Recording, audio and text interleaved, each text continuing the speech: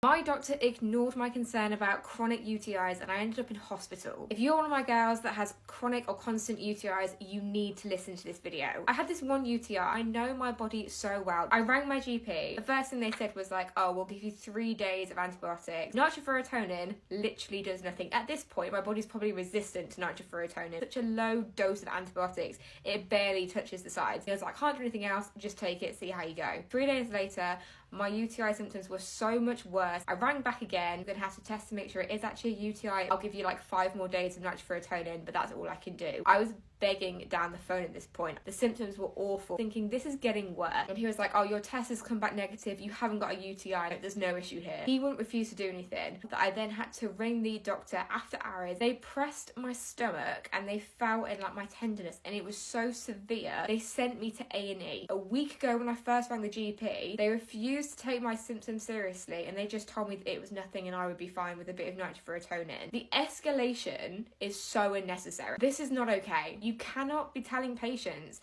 that just because one test shows that nothing's there. So if you are someone that constantly gets UTIs, do not accept it. Do not let your GP or anybody fob you off with a treatment plan that isn't actually going to solve the problem and deal with the fundamental issue.